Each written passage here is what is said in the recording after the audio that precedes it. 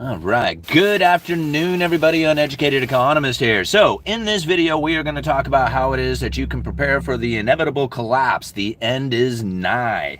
Now, this is something that a lot of people have asked of me to do a video that talks about how it is that you can prepare for the collapse of the financial system, collapse of the economy, collapse of the dollar, collapse of just the United States government itself, collapse of world economies. Like, what is it that you're anticipating for the collapse? Like, many times people ask me, how do you prepare for this collapse? And I'm like, well, to what level of a collapse are you talking?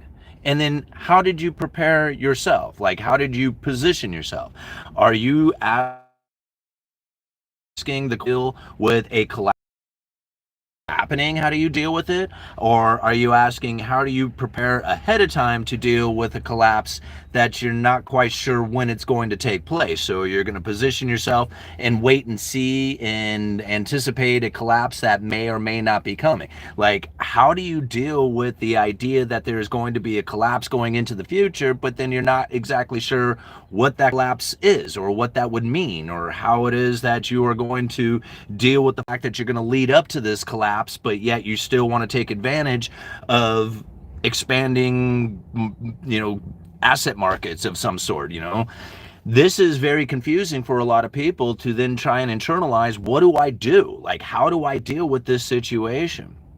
And ultimately, what you have to do is you have to understand how it is that you have positioned yourself as of today. Like, are you heavily in debt? Are you reliant on your job in order to maintain your standard of living? Do you not have a savings account? Are you not positioned in silver? Are you not positioned in stocks and bonds? Are you positioned in cash itself? Like, there are so many questions to ask about what it is that you should do that it makes it almost impossible to make a video that says, here's your best options. All right. Now, it really comes down to some of the things that I have seen from my own personal standing on what it is that I have done, or what I believe I have positioned myself to deal with as far as anything that happens within the economy. I'm talking total, utter collapse or continuing on with the system. I mean, the idea of even taking currency into a digital component with a negative interest rate, I have thought about what it would be like to be in this sort of economy. I've also thought what it would be like to have a complete failure of the dollar itself and have a global economy spiraling into an Armageddon type of like scenario, and how it is that the people are going to deal with that sort of thing. These are so odd to try and internalize to figure out what it is that you need to do to protect yourself, that it really comes down to, is it really needed? Like, I honestly think when it comes to food, like, a lot of times you will find people who have stored a lot of food. They have all these, like doomsday fallout shelter packed with all the supply kind of thing. And my first question that comes up is, what if you have to bail out? Like, all this food preparation is no longer useful to you because you have to abandon the location that you're at in order to find safer places to be. So all of a sudden, like, your food preservation, which you thought you had worked really hard on, building this fallout shelter, supplying it with all kinds of it's food that would store for years to come, only to find out that you have to abandon it altogether anyway, just because of the safer locations that you need to travel to. So now, how do you deal with the food issue? Now you got to start over from scratch, fighting for food, scrounging around looking for it. This is how I think a lot of times people end up misunderstanding what it is that they need to do, to prepare for the future. See, like, if you can live life right now without electricity, think about that. Like, how do you make sure that you can preserve your food, continue on into the future, even cooking that food, how to deal with communications, all this stuff that may come up if you lose access to electricity or the internet? Can you live without that? Like, have you imagined what it would be like to try and preserve food with no electricity? Do you know how to can? Canning and preserving food is probably one of the greatest skills that an individual can have in order to protect themselves. To me, it's probably one of the first things that you should learn when it comes to being a prepper. is learning how to can food. Once you have canned that food, put it into a jar, sealed it up with a lid, pressure cook that in, do it properly, you have stored food for years to come. You do not need any more electricity to maintain that. In fact, you don't even need electricity to make it happen. You can do it over a fire if you know what you're doing. And so understanding that the position that you have to take is really going to be unique to you.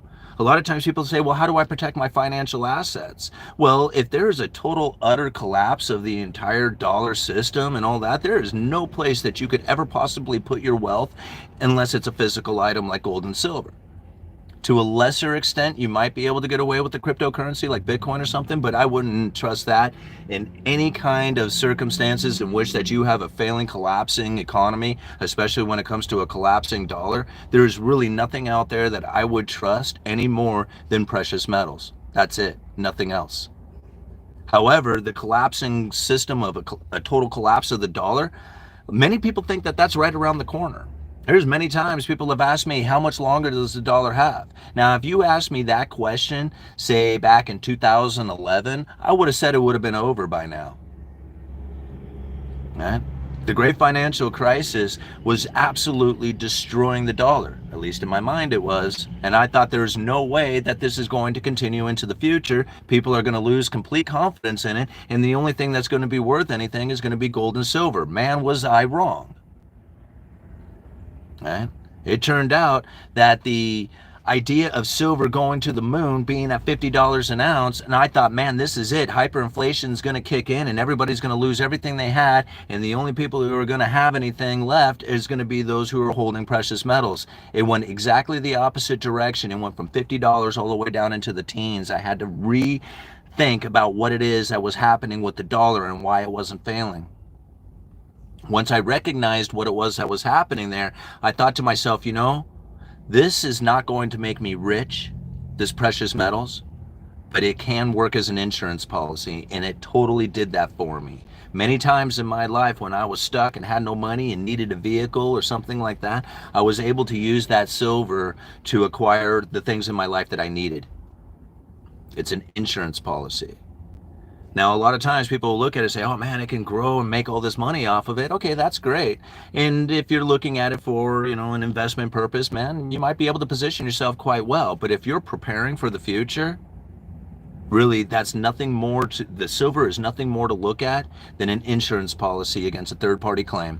If the whole system collapsed, you have something of value. If your money is tied up in financial assets and tied up in equities, is tied up in some other third-party claim, you may lose your entire wealth, and it could happen quite quickly.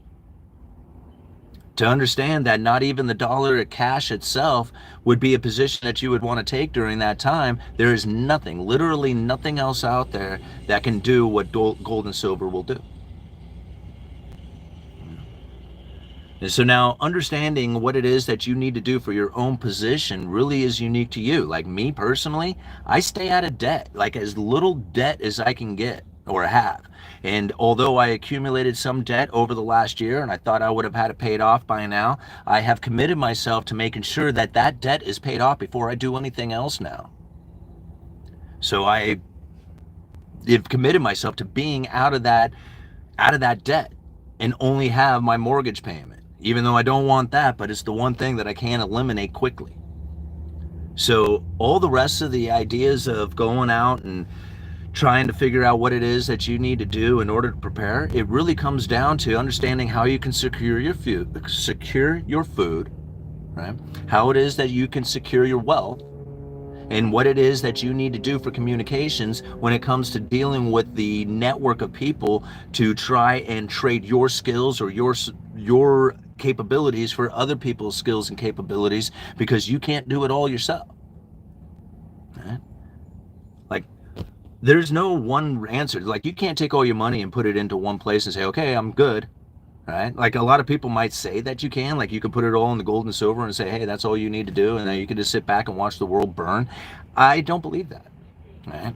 I don't believe that that's the case, because I had viewers of this channel who had contacted me saying, man, you should have seen what it was like over in Cuba when the Russians were providing all kinds of support to the Cubans. They were talking about how wonderful of an experience it was. In fact, he was talking about being a kid in elementary school, and they had these muffins like that was given to them, like, here, you guys get these muffins to eat. And there were so many muffins that they would throw them at each other and have like these muffin wars. But then when the Depression started to kick in and the available resources were cut off and the Cubans were trying to figure out what it is that they needed to do, this guy who had contacted me, he was saying that his family had gold coins. Like, they had secured gold coins to protect themselves for this exact moment. And the moment that they could not find food and they were starving, they got rid of those gold coins almost immediately for food. They did not secure anything with them. The only thing that they were able to secure was a little bit of food off of it. But they did not protect themselves. Ultimately, it was given up for probably a fraction of what it was worth because they were starving. They were hungry. How well did that work? Well, kinda. I mean, it might have alleviated the pain for a moment, but it didn't protect them very well. You need to be able to protect your food outside of just having the gold. You can't just get the gold and say, okay, I'm good. You can't just get guns and say, okay, I'm good, right? Because here's the problem that you face. It's like, no, if I got guns and I just go and take whatever I need. The problem that you're going to end up facing is that the people who have stuff will also have guns to protect it, right? See, this is another thing. A lot of times people don't think about how it is that you're going to protect yourself. You're not going to be able to call anybody, right? You're not going to be able to call anybody. Nobody's going to show up during a collapse. You're going to have to learn how to protect yourself. And as I see a lot of people out there who disagree with firearms, you know, when it comes down to a chaotic scenario in which that you got like groups of bandits who are just going door to door, it's going to be very hard to protect your own if you don't have resources, if you don't have a network of people. Yeah. I mean, when it comes down to owning and possessing a firearm, you don't need to go out and get the most badass thing in the entire world. A simple Ruger 1022 is an awesome little machine. You know, you can pack that thing all day long. It's light. You can shoot a deer with it. You have to be fairly accurate, you know, but it'll take down a deer. It'll kill the deer. You can pack 500 rounds in your front pockets. You can stop somebody coming through the door. You know? See, these are the things that you have to think about when it comes to preparing. And then be in that forever. Just be in that position. You know, a lot of times people say, like, you know, what are you going to do if the power goes out? And I'm thinking, well, if you're not prepared to deal with the power going out right now, like if the power went out right now, if you're not prepared to deal with that, then you're not prepared at all. You're not going to have time. You're not going to be able to collect the resources. You're going to be in competition of everybody else. In fact, your time to prepare has already gone. If you're not prepared at this point, you are in a very compromised position. You're going to have to start resourcing immediately to try and figure out what it is that you need to do. Like, if you don't have anything ready, that's a scary position to be in. You better start resourcing and better start figuring it out, because the window of opportunity is closing quickly. You can see it happening out there. I mean, will there be another opportunity on the other side? Absolutely. But when you go into it unprepared, you are going to suffer the consequences from that. No doubt about it. Yeah. So staying out of debt, being able to secure your finances or secure your wealth in many positions, right? Being able to secure your physical properties, being able to prepare to preserve food. Like, these are the things that, you know, one should prepare for when it comes to dealing with the collapse. Yeah. All the idea of, like, you know, having like massive preparation, like massive stuff, like, you know, equipment, food, like food storage, all these things that people like prepare with stuff. I think to myself, you got to be able to do it without the stuff. Yeah. Like, you might be able to take a handful of things, but if you're essentially not prepared to deal with the collapse of the economy with nothing more than a backpack, then you're going to be working too hard to protect it all. You have to be able to move. You have to be nimble. Right? And see, this is where I think a lot of times people get very nervous and scared. They're like, I can't do that. I got too much going on. I got too many things, and I got too many irons in the fire, too many things going on here that I cannot literally consider doing something like that. And those are the people who will end up suffering the most. Yeah. Because they have no options to bail out. They have no options to try and protect everything they got, because there's no way that they can do that. Those are the people who have compromised themselves and put themselves in the most compromised positions. And if you have a lot, you have a lot to lose. All right, 15 minutes into this. All right, it's not going to fun. God bless, brothers and sisters. Prepare as much as you can.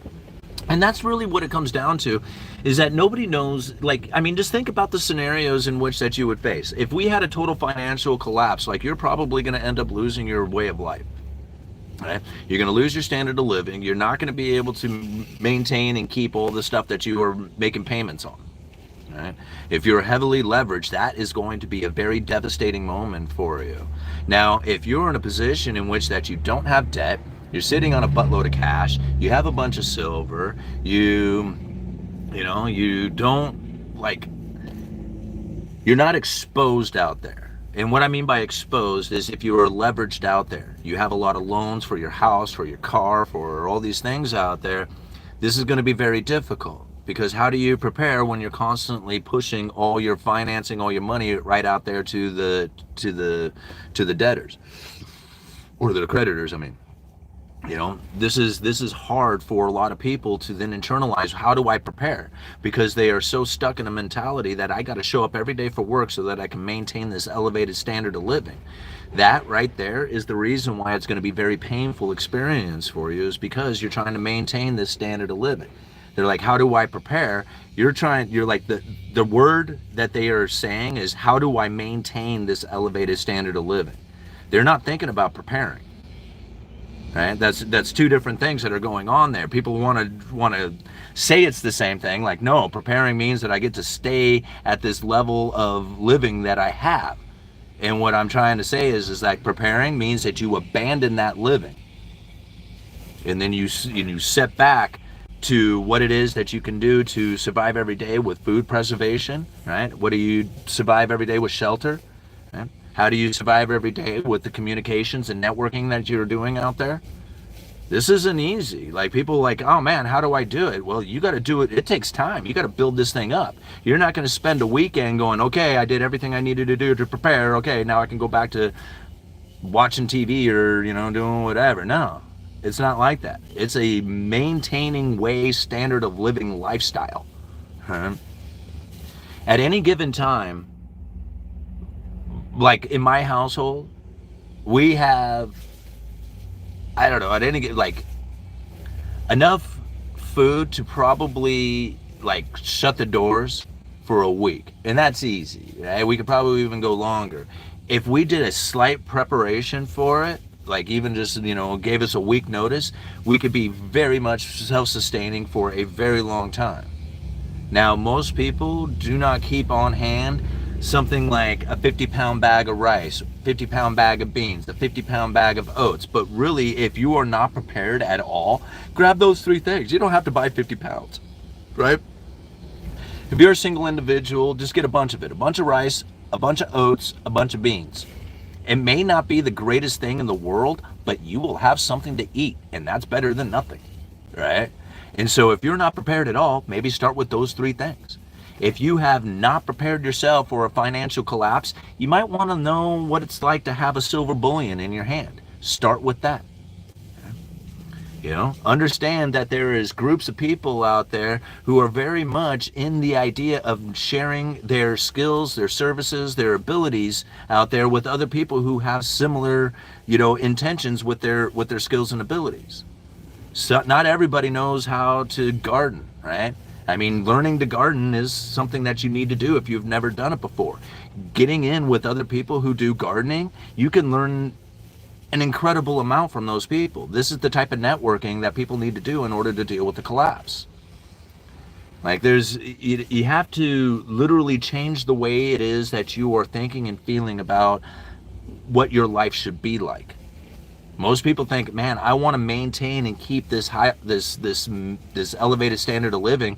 And if you were going to deal with a collapse, if you were trying to prepare for a collapse, regardless of what it is, you have to learn to the idea that I'm going to abandon the higher standard of living and just let it go completely. Then you can focus in on just the basics that you need, the things that you can maintain consistently forever.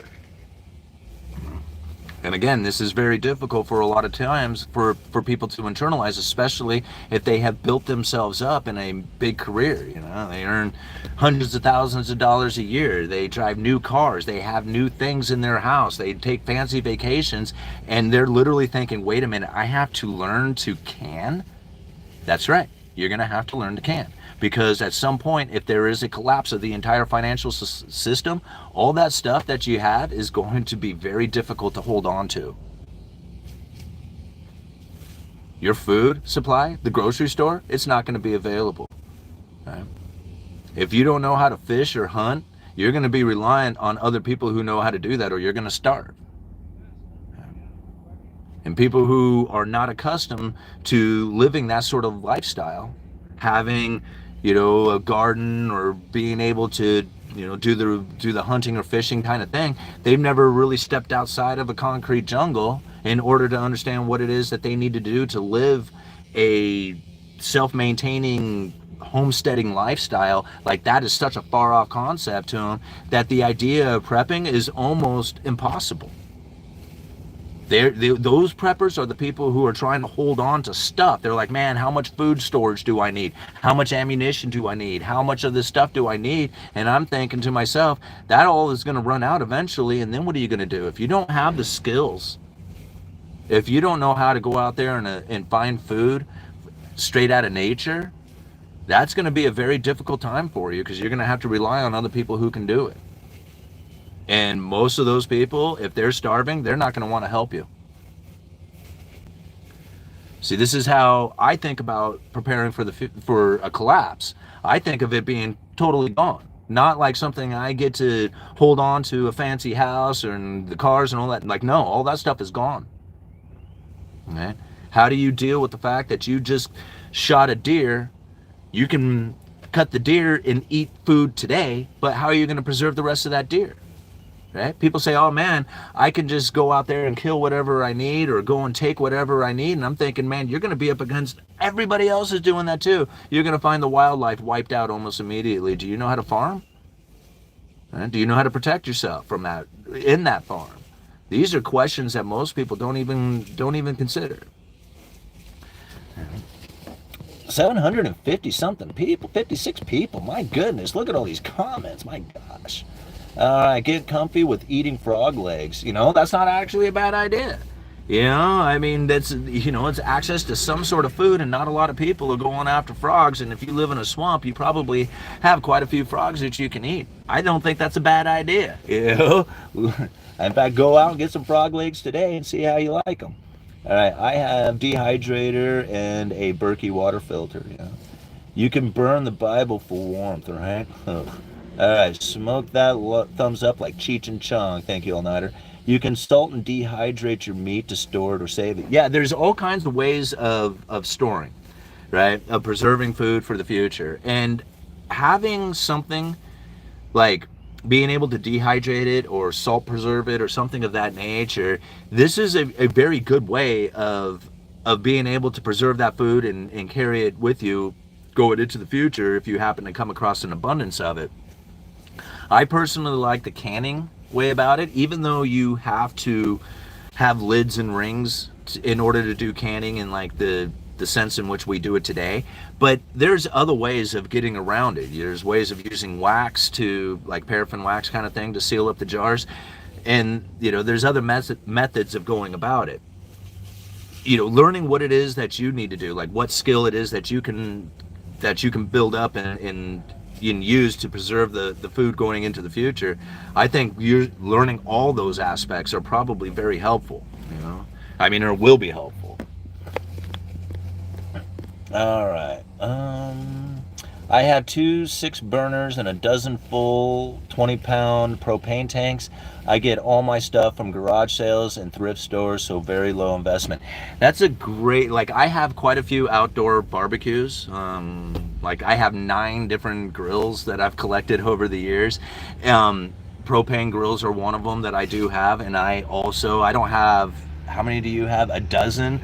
I don't have a dozen. I have, like, I think 5 of the 20-pound propane bottles, which is, and then I have 2 of the taller 41. So I actually have quite a bit of propane that I can store for, and use for a long time. I mean, if you're only grilling meat with it or whatever, then the propane will last you a very long time. And being able to have a method of cooking outside like that is great when the power goes out. Okay, I'll give you beans for twerking.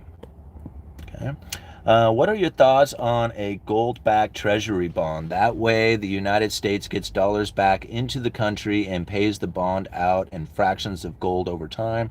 Thank you. What would end up happening is, if you had a gold-backed bond and you're saying that gold can be paid out to the bondholder, what will end up happening is that the gold will end up leaving the United States and we will suffer in poverty and misery on account of it. Think about it. There's so much bond issuance going outside of the United States to foreign holders. You're going to be sending gold outside of the United States to pay for those bonds, right? To pay those bondholders. So I don't think it's a good idea. I don't think anything relating to a gold standard is going to be a benefit to the United States in any way, shape, or form. Me personally, having gold and silver in my possession would do quite well. Anybody who is doing, who holds precious metals would do well in that sort of scenario, because the value of it would just go right through the roof. The problem with it is that here in the United States, we don't produce things that we sell to the rest of the world. I mean, we do, but we don't do enough of it. We have a trade deficit, which means that we import stuff and we export money. So if the exporting of gold was to take place, we would literally export all our gold out of here and we would suffer in poverty and misery on account of it. Gold standard is not good for a debtor consuming nation. It's good for a production saving nation. Like, I'm totally down. If we were a producing saving nation, I would be totally down for a gold standard. In fact, I would be encouraging it. But we're not a debtor, we're not a consuming, or we're not a producing saving nation. We are a debtor consuming nation, which means that we import stuff and we export money. We would export all our gold and suffer in misery. It's a bad deal. Okay? Personally, you should have as much as you can stack up. Like, on a personal note, I think everybody in the United States, all Americans, should have a stash of gold and silver. But as far as like a gold standard goes, no, absolutely not. Alright. Watch the show channel that says A Year in Hell in Bosnian War. It tells a year of surviving during that time. Alright.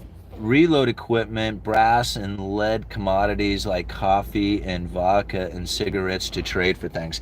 Yeah, and I agree. Like, maybe the loading equipment, not so much on the other stuff. Like, I mean, having coffee and vodka and weed or whatever, there's like trading value that's involved with it. But then again, I think about it like having that storage of stuff. It was like, you might be able to grab like a handful of that and be useful with it as far as the trading goes. But once it's gone, then now what are you going to do? You have to rely back on your skills. So might as well just go right to your skills and what it is that you can maintain on a regular basis from this point on.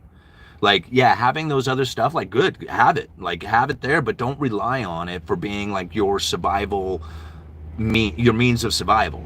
All right? Because your means of survival is going to come down to what it is that you can do with your skills right here, right now, regardless of the stuff that you had saved. Do you have a P.O. box? Yeah, it's linked down in the description of this video.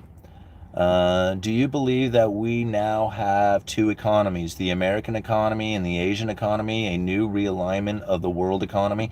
MWriter777, I really honestly think that there is a economy taking place for each and every single individual, not only for the country, the counties, the states, but all the way down to the individual person, and that also is other nations out there. Every single person is living their own economy. Is there two economies taking place? Yeah, absolutely. Like if I am debt free and I'm earning, twice the amount that I have for a living expense, my economy is kicking ass. But another person who's standing right next to me who has a huge mortgage payment and car payment and, puts vacations on credit cards and stuff like that, their economy sucks. We may be living the exact same job, getting paid the exact same thing. Right? There is no difference in what it is that we are experiencing for income, but how it is that that money flows past us, goes into debt issuance for one guy, and then goes into a savings for another. These are two different economies that these people are living. One of them is looking at it going, no, man, everything's great. The other one's going, man, it sucks. The administration needs to do something about it. Right? So this, again, like, it's better to look at the economy as an individual thing, right? How it is that you position yourself forward, how it is that other nations have positioned themselves. Because this is really how the economy is really conducted, is each and every single one of us acting independently together. So yeah, I believe there's definitely alternate economies happening out there. Most people end up just focusing in on the United States and what it is, what's happening with our economy and our monetary policy. But really, there's, is millions of economies going on around the world, depending on how it is that you positioned yourself. So people want to say, is it good or bad? And I'm thinking, I don't know, like, good or bad, that's, again, it depends upon how you positioned yourself. Some people might look at the economy and say, man, this is really bad. I can't make my payments. I can't seem to earn enough money. Everything's getting very expensive. All this stuff, it's really bad. It's hard to deal with it.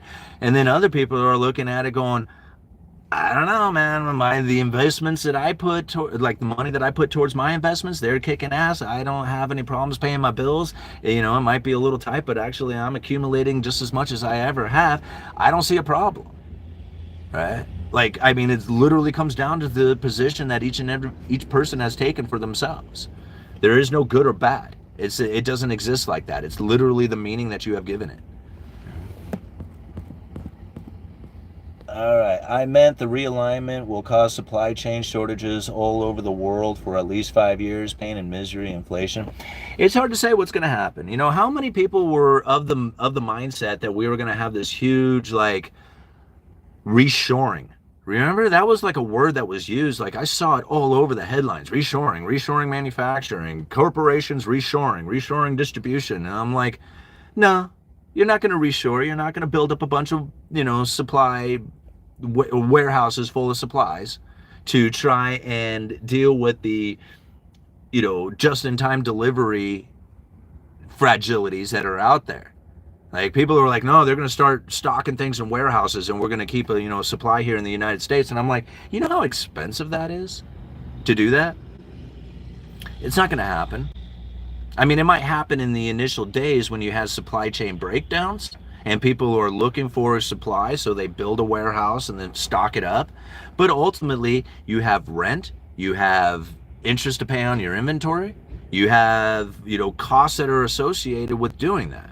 When you have just-in-time delivery, where you order something and it just shows up through the mail and there is no really storing any of this stuff, that is by far the cheapest way to go about doing an economy. So to think like, oh no, they're not going to do the cheapest, easiest way of going about it. They're going to do the most difficult way and store it. No, right? Understanding that reshoring was only going to happen so long as the pressure allowed for the profitability to be there. But once the pressure had been removed and the supply was free flowing again, you know that just-in-time delivery is going to absolutely dominate the commerce because it's the cheapest, easiest way to do it, the most profitable way. People aren't going to turn away profit. That's not the way it works. People look for profit. They look for ways to get more profit. All right. When the internet goes down, gold, old vintage porn mags will be gold. Well, could be. All right. Fiat currency. I like the old ones anyway. All right. Fiat currency, especially not backed by gold, but thin air, is how they manipulate the markets. All right, Walrus, it's weird how reliant I am on mail goods, like through the mail. I think back in the 90s, and it wasn't like this. How government have controlled chattel through history. People who preach end of the world want the results kind of sad. Yeah, and that's what's like, and that's what's really about it, is that people are so scared about the uncertainty of the future that they would rather hear a confirmation about how they're going to die than to try and listen to a motivational speech that'll encourage them to go do better for themselves. Like, they'll be like, okay, hold on, I'll listen to that speech about how I'm going to do better for myself, but first I want to know about how I'm going to die so that I know. Right? I don't get it, but that's the case, right? All right. Wow, literally the meaning you're giving it. Famous last words. Not gonna lie, McDonald's cheeseburgers don't rot. Just saying. Yeah, that's true. I mean, you've seen it on the internet many times, and I've experienced it myself. I had this old Volkswagen Bug, and we had thrown just one of the basic McDonald's cheeseburgers into the glove box, and it sat in there for like, I don't know, 6, 7, 8 months or something. And when we unwrapped that thing, it looked just like it did when we bought it. It was hard as a rock. Like, I mean, it was like stale as could be, but there was no mold, no nothing going on with it. It looked absolutely perfect. It was gross. All right. Let's not talk about porn. All right. Kirk, it's because Jesus loves, not the end of us. I'm living to 100.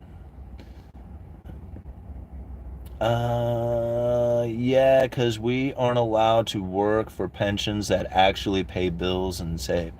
Well, I don't know about that. I mean, I think that you have the opportunity to do whatever it is that you want when it comes to, your money. Um, Most of the time, I find that people do not, like, they will be willing to go and blast $50 at the bar, but they are not willing to put $20 towards Bitcoin. All right.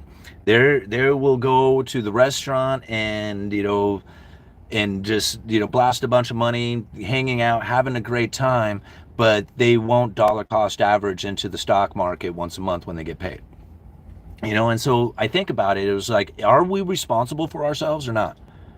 Like, there was a time in which that you worked for a company, you were dedicated to it, you spent 20, 30 years with them, and then you ended up with a pension at the end of it. Hey, that was a great story. Right? That was a great story that was being told back then, and I'm sure it worked out very well for a lot of people, but now we don't necessarily have that option for us. So is it us to then say, hey, we need to have an elected official that goes out there and creates an environment in which that I have this pension? Or should we just take responsibility for ourselves and say, hey, man, if there's not one provided for me, I better do something about that and provide one for myself, right? Because nobody's stopping you from opening up a Cash App account and start buying Bitcoin and stocks today.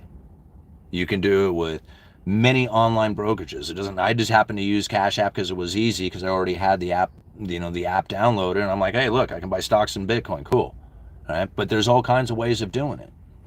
And when you do this, you start dollar cost averaging into it, you can accumulate quite a bit of wealth all on your own. You don't need anybody's help.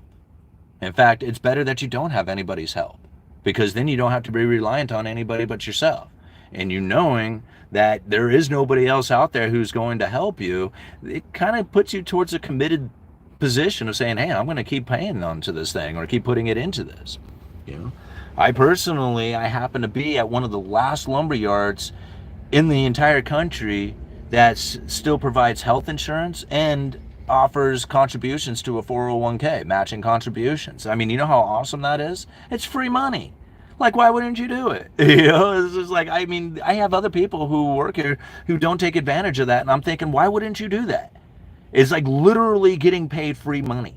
And so, like, I thank my boss every single paycheck. I'm like, thanks, man, for this contribution to this 401k, man. This is really cool of you. Other people are scared of the 401k. I'm not, because I got other things going on, right? I mean, I'm not relying on my 401k. I got my own position that I'm taking. I got the 401k. I buy into gold and silver. I buy Bitcoin. I try to, I take a position in real estate by buying my house. It's like, to me, You got to be everywhere. You can't rely on any one thing. If you're relying on any one thing, it's probably going to be the point of failure and it's going to hurt you. Right? But if you're not relying on it, it was just like, hey, it's going to be great when it's there, and I'm really hoping that nothing deviates from my plan. But if something does deviate from the plan, then I better be positioned in order to deal with that, right? Including the complete loss of a 401k, like the complete loss. That would be so devastating to somebody who's 80 years old, or or not even 80, you're just getting close to retirement. And all of a sudden that was gone. It would be so devastating if they didn't have anything else going on in their life. But if they had other things going on, if they had, an equal position in gold, an equal position in Bitcoin, an equal position in, maybe their own personal investments into real estate or something like that, and the 401k is lost, it would hurt. It would be painful, but it wouldn't be the end of the world. That's the point, right? And you have to understand that if you lost yours, probably other people are losing theirs as well. So if you have any position in which that you were able to retain your wealth, you're probably going to do much better than a lot of people would be, even though you lost it. People take off your rose-colored glasses already. Wow, look at all these comments. Okay. I got like another 5 minutes here, guys. All right. Tahan, we are going to set up temporary warehouse while we build permanent ones here in the United States. Our manufacturing base is coming home where it belongs. I very seriously doubt that. I very seriously doubt that that's going to take place. There's going to be evidence of it happening, but it's not going to happen to the point that it's going to reverse the trade deficit. Like the reshoring of American manufacturing jobs is not going to take place. I shouldn't say it's not going to take place. It's not going to take place in any kind of significant fashion. And the reason is that we cannot compete against other people out there who are sleeping on the ground. Our standard of living is way too high. And that's all there is to it. There's I don't care what kind of theory or technologies or anything you throw at the problem. This literally comes down to the higher standard of living, and that we cannot compete against other people out there who are manufacturing the same thing at a much lower cost. It's just as simple as that. Okay? And nor do we want to in the United States. I mean, we produce a consumer here. We want to export dollars. I know a lot of times people don't want to agree with that, and I'm not trying to say it's a good or bad thing. I'm just saying, as a fiat currency issuer of the world reserve currency, we are obligated. We have an obligation. We are in a dilemma. All right? It's called Triffin's dilemma, or Triffin's paradox. We are in a position in which that the demand for dollars, if we do not provide that world with that demand, or with the dollars to meet the demand, the strength of the dollar goes up. Our domestic manufacturers get hurt even more. The little bit we do export will become too expensive. It's literally trying to devalue the dollars outside of the United States to meet the world demand for dollars. All right? We can't be a manufacturer and do that, or a manufacturing powerhouse. We can manufacture stuff, but we need to import stuff and export dollars, and that's it. There's nothing else that can be done. Okay. Anything else outside of that, you're going to see pain and misery follow. And because it sounds good, bringing manufacturing back to the United States, just say it out loud. It sounds great, right? But the reality of the situation is it's not going to happen. All right. Man, what's with the fear-mongering titles? Avalon, the fear-mongering titles is the only way that the YouTube algorithm will pick up these videos and spread it around for more people to join in, right? I mean, you can share the video, you can hit the thumbs up, but nothing does it quite like a fear-mongering title.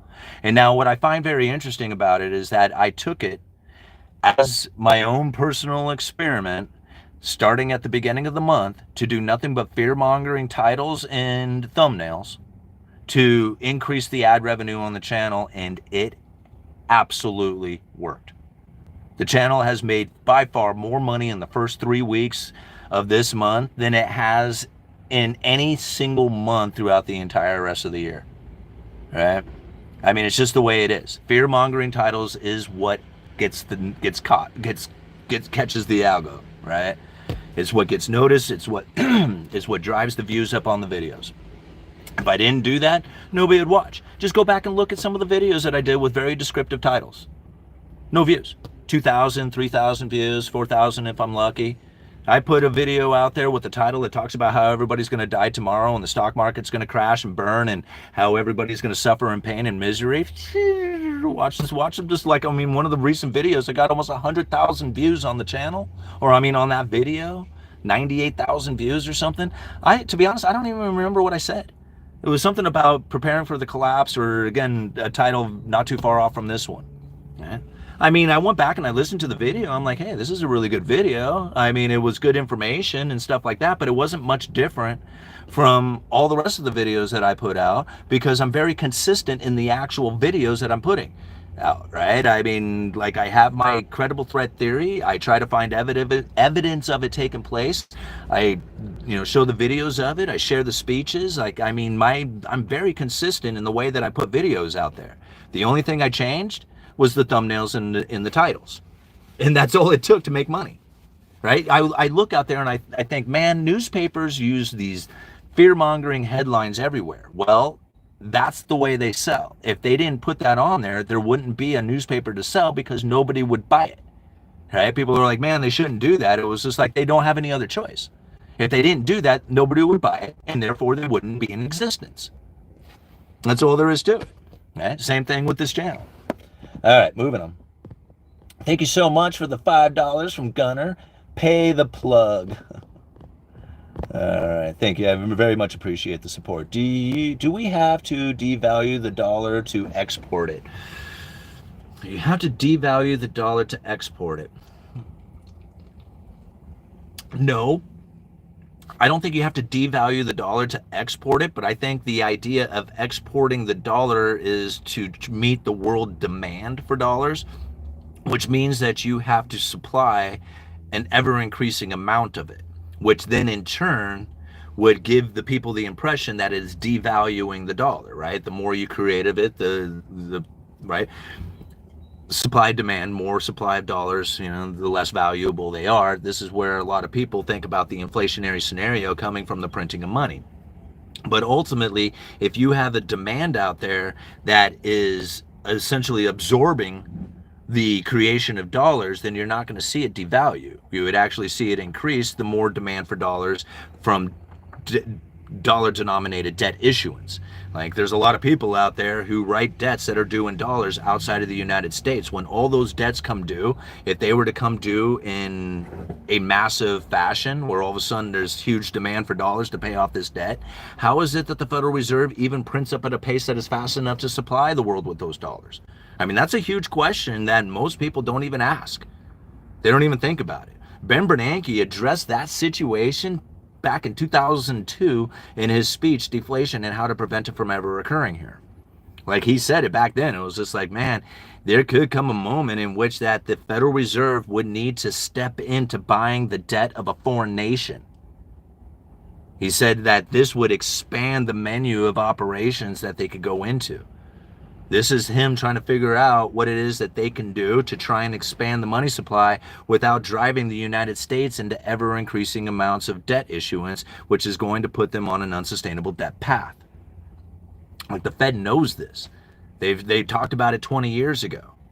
So what it is that's going to come to the future is anybody's guess on how it is that they plan on creating more dollars to get that out there to the world without sending the United States into unsustainable debt.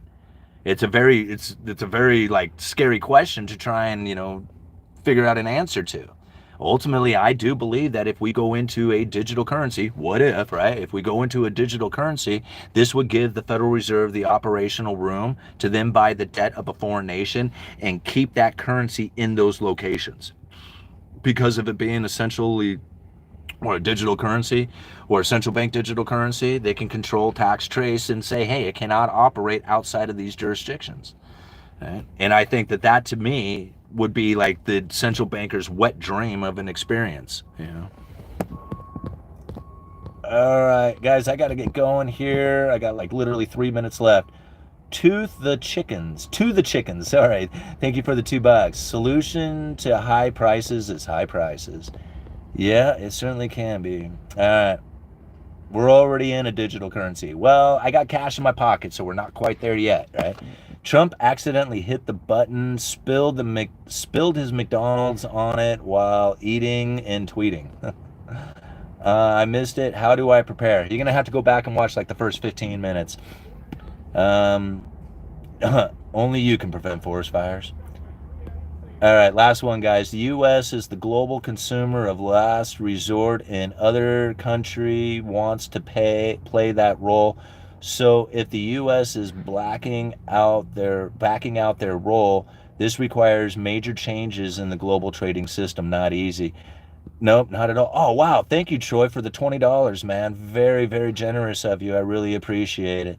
You guys are awesome. All right. Wait, what's collapsing? Nothing's collapsing, man. It's just how do you prepare for the collapse? You got to figure out what the collapse is that you're going to prepare for, and then figure out what it is that you need to do with that. Like for me personally, I think about it from many different fashions. Again, from securing my wealth to securing the food to securing a network of people that have skills and abilities that I don't have that I can trade my skills and abilities for. Networking, food preservatives, right? Self-defense. There's all kinds of things that you need to focus in and think about when it comes to preparing. The one thing that I don't really think about doing is storing a lot of stuff. Because when it comes to storing a lot of stuff, if you have to bail out, your whole plan about having a major storage of food supplies or something is pretty much out the window. All right, you guys are awesome. Thank you so much for being here. It's a great chat. Lots of people came into this one. Got 715 people watching right now with 256 likes. $26.99 in super chats because you guys are always so supportive of the channel. I can't thank you guys enough for that. Be sure and hit that like button before exiting the live stream. By hitting that like button, that thumbs up button, you'll get the YouTube algorithm to spread this video around for more people to join in on the conversation. And again, it helps the Uneducated Economist out with some ad revenue and viewership and subscriptions and building the channel up. Deja vu, stacking is preparing. All right, Uneducated Economist, you guys let me know.